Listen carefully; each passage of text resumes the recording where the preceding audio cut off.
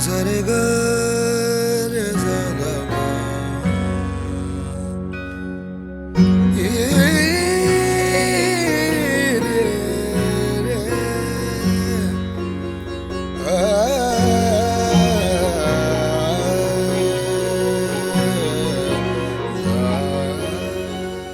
हर घर में हो रोशनी, हर घर में हो उजाला, आए ना कभी रात अंधियारी। हर घर में मने खुशियां, हर घर में हो दिवाली। दीपावली की ढेर सारी शुभकामनाओं के साथ नमस्कार आप सभी का। मैं हूं आपकी होस्ट और दोस्त अमृता चौरसिया।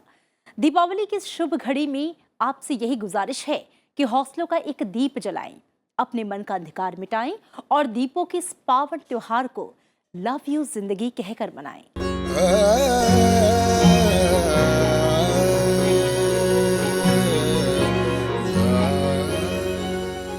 एक बात तो आप गांठ बांध कर रख लीजिए, शांति की शुरुआत मुस्कुराहट से होती है, इसलिए दिल खोलकर मुस्कुराइए और औरों के भी मुस्कुराने की वजह बनिए। लेकिन हमारी मुस्कुराहट में तब खलल पड़ जाती है जब हम एसिडिटी के शिकार हो जाते हैं। आजकल एसिडिटी एक बहुत ही कॉमन प्रॉब्लम है। हर दूसरा इंसान ये कहते हुए मिल जाता है कि मैं एसिडिटी से परेशान हूँ, क्या करूँ। तो दोस्तों, मैं तो आपसे यही कहना चाहूँगी कि एसिडिटी को तुरंत रोकिए, क्योंकि ज़्यादा बढ़ने पर ये बन जाती है हाइपर एसिडिटी। पर क्या आपको पता है कि योग इसे रोकने का एक महत्वपूर्ण टूल हो सकता है।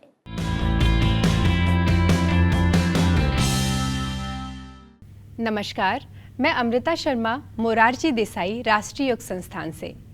आज का विषय है हाइपर एसिडिटी।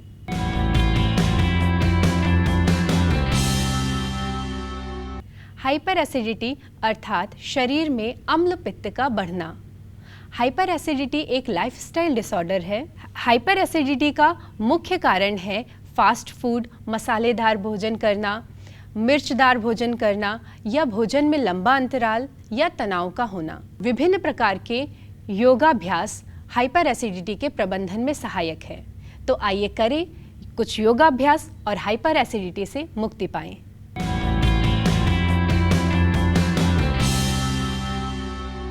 पहला अभ्यास उदर शक्ति विकासक एब्डोमिनल ब्रीदिंग। सुखासन की स्थिति में बैठ जाएं। कमर गर्दन को सीधा रखें। आंखें कोमलता से बंद। अपने बाएं हाथ से ज्ञान मुद्रा बनाएं, उसे घुटने पर रखें और अपने दाएं हाथ को नाभि पर रखें। अब ध्यान दें, जब आप श्वास ले रहे हैं तो पेट हल्का सा बाहर की ओर और जब श्वास छोड़ रहे हैं तो पेट हल्का सा अंदर की ओर जा रहा है।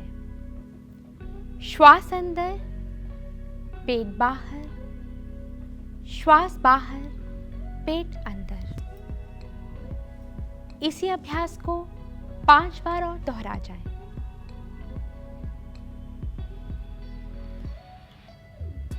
उदर शक्ति विकासक क्रिया आपके मन को शांति प्रदान करता है, हाइपर एसिडिटी के प्रबंधन में सहायक है।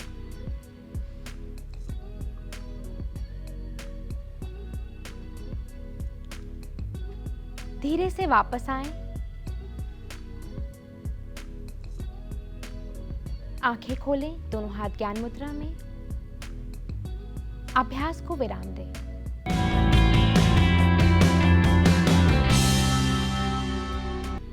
अगला अभ्यास वज्रासन। दंडासन की स्थिति में बैठ जाएं।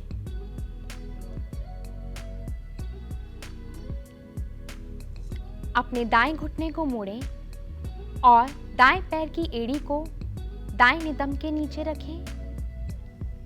अपने बाएं घुटने को मोड़ें और बाईं एड़ी को बाएं नितंब के नीचे रखें। ध्यान दें, आपके पैर के अंगूठे मिले हुए हों, आपके घुटने मिले हुए हों। अपने दोनों हाथों को जंघाओं पर रखें। आंखें कोमलता से बंद, कमर गर्दन सीधी। यह वज्रासन का अभ्यास है। वज्रासन का अभ्यास आपके डाइजेशन को इंप्रूव करता है, हाइपर एसिडिटी के प्रबंधन में सहायक है। जिन्हें घुटनों में दर्द की समस्या हो या एंकल इंजरी हुई हो, वह इस अभ्यास को ना करें। धीरे से वापस आएं और अगले अभ्यास की ओर बढ़ेंगे।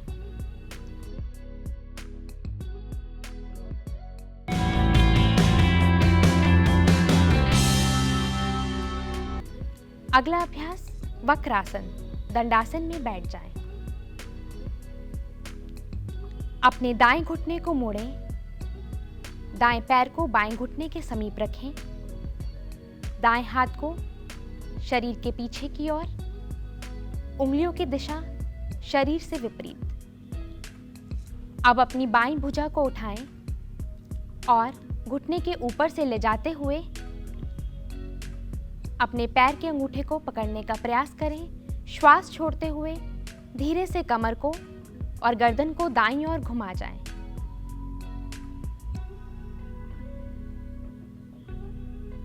अपनी कमर में खिंचाव का अनुभव करें। सामान्य श्वास प्रश्वास के साथ आसन में बने रहें। श्वास भरते हुए धीरे से वापस आ जाएं।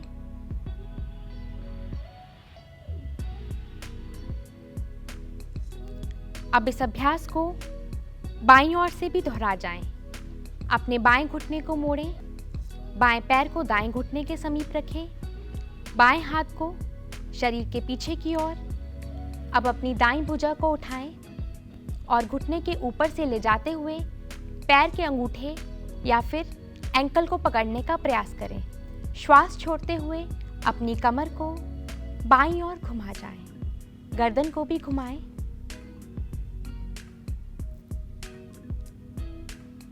जिन्हें हर्निया की समस्या हो या गंभीर कमर दर्द से पीड़ित हों, वह इस अभ्यास को ना करें।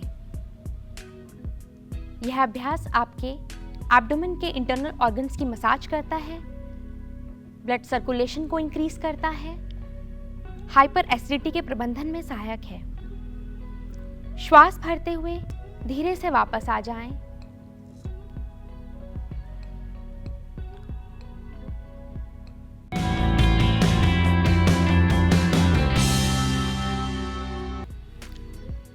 अगला अभ्यास एक पाद पवन मुक्तासन। एक पाद पवन मुक्तासन के अभ्यास के लिए पीठ के बल लेट जाएं।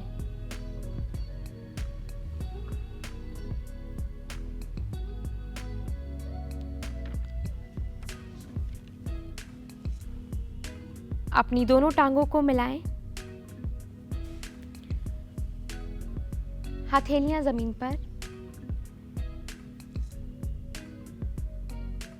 श्वास भरते हुए अपनी दाईं टांग को ऊपर उठाएं, दाएं घुटने को मोड़ें, अपने हाथों की उंगलियों को आपस में फंसाते हुए अपनी शिन को होल्ड करें। श्वास छोड़ते हुए घुटने को चेस्ट के समीप लाएं। गर्दन उठाएं और नाक को घुटने पर लगाने का प्रयास करें। सामान्य श्वास प्रश्वास के साथ आसन में बने रहें।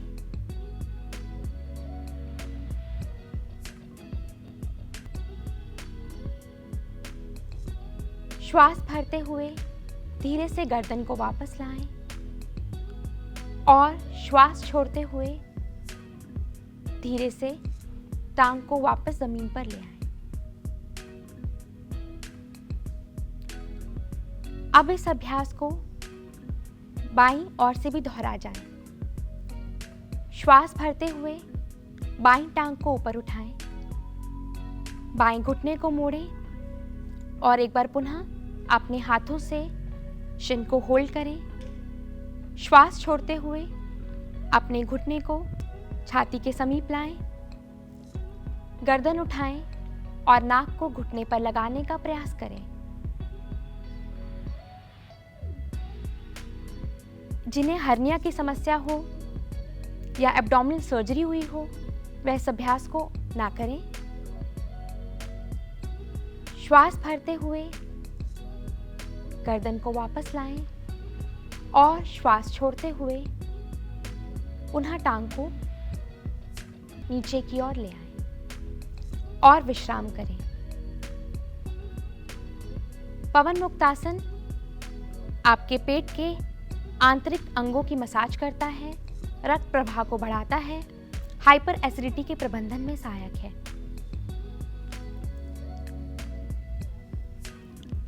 अब धीरे से करवट लें और उठकर बैठें।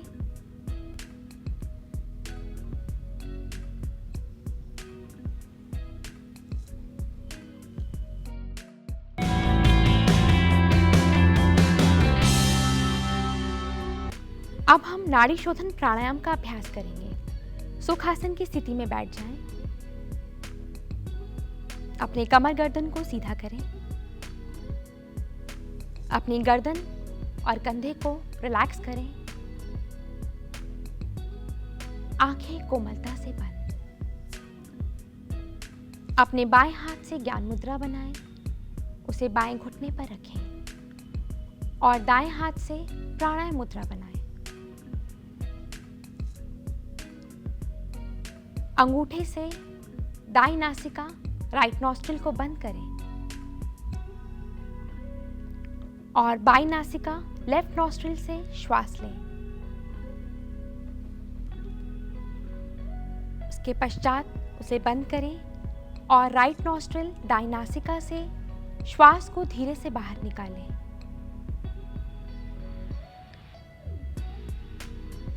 अब दाईं नासिका से ही श्वास लें,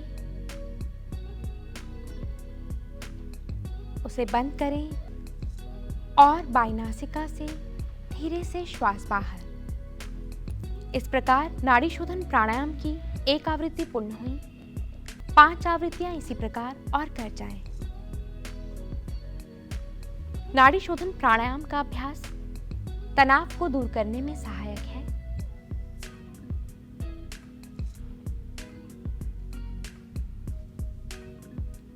यह हाइपर एसिडिटी के प्रबंधन में बहुत लाभदायक है।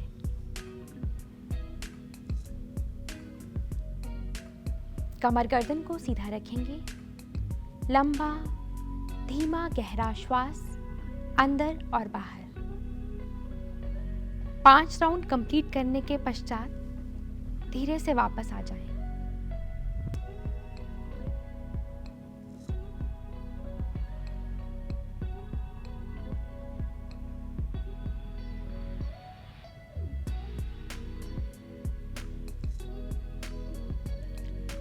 अपने शरीर के भीतर हो रहे परिवर्तन को अनुभव करें। अपनी श्वास में आए परिवर्तन को अनुभव करें।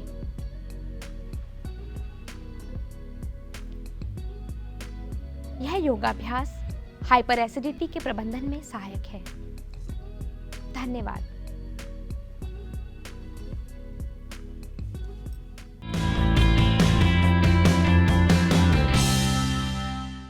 भाई दीपावली है तो मिठाई तो आप खाएंगे ही, तले भुने पकवान का भी आप लुत्फ उठाएंगे। लेकिन यहाँ पर आपको ध्यान रखना बहुत ज़रूरी है कि कहीं आप एसिडिटी का शिकार ना हो जाए, क्योंकि अगर आप हाइपर एसिडिटी से पीड़ित हैं तो इसमें आपकी लाइफस्टाइल, इसके साथ ही आपका खान पान, इन सब का बड़ा रोल होता है। हाइपर एसिडिटी में आपका डाइट प्लान कैसा हो, जानिए हमारे डाइटिशियन से।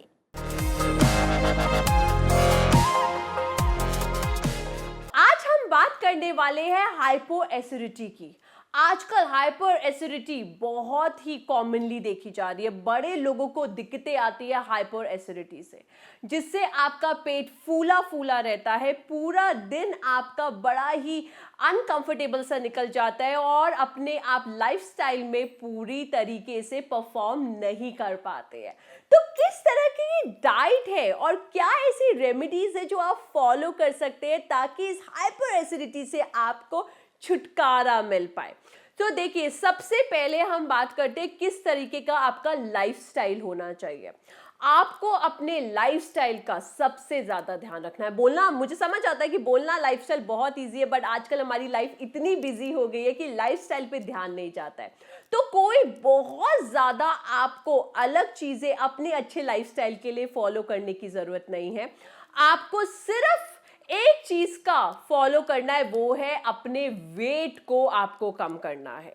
क्योंकि आजकल जिनको भी हाइपर एसिडिटी देखी गई है उनका वजन ज्यादा होता है, और वजन को कम करने के लिए आपको अपनी लाइफस्टाइल में छोटी छोटी चीजों का आपको फॉलो करना है। जैसे कि अगर आप फ्राइड फूड खाते हैं तो उसको अवॉइड कीजिए, और अगर आप फ्राइड फूड आपको खाना भी है तो उसको चीट डे बनाइए कि आप उसे महीने में 1 या 2 बारी लीजिए।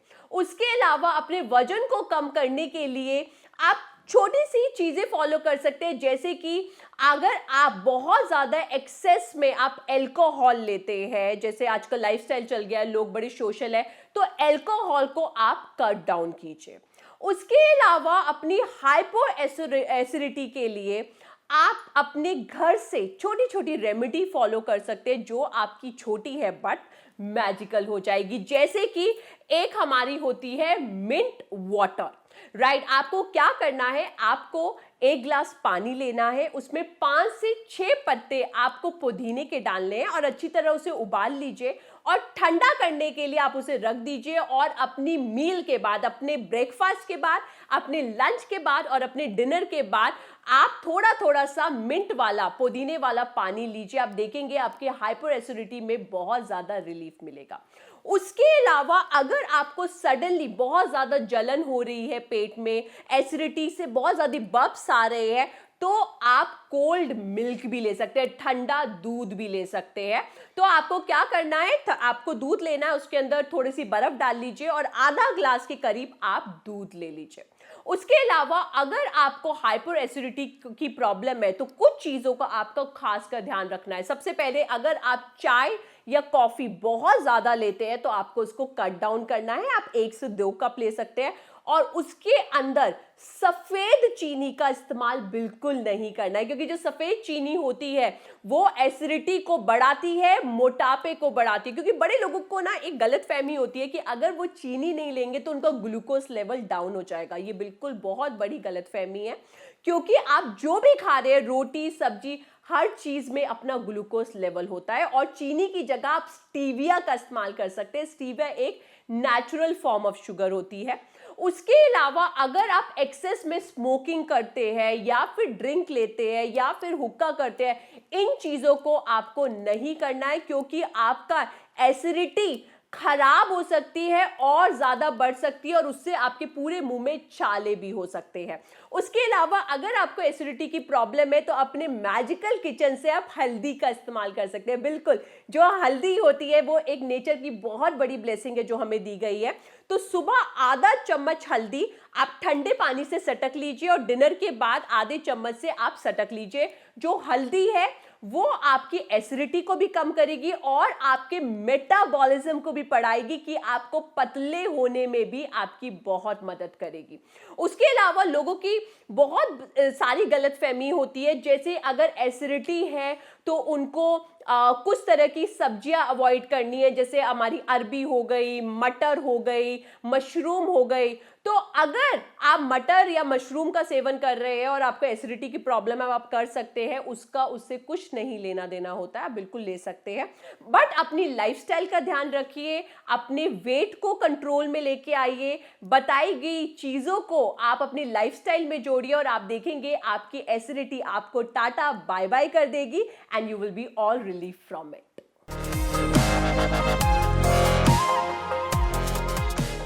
अन्न और तन की बात तो हो गई, लेकिन अगर हमारा मन ही ठीक ना हो तो सारी मेहनत बेकार। So bottom line is that कि हमें हमारे मन पर सबसे पहले काम करना है, और मन को खुश रखना बेहद ज़रूरी है। अभी इस बात पर डिपेंड करता है कि आसपास का हमारा वातावरण कैसा है।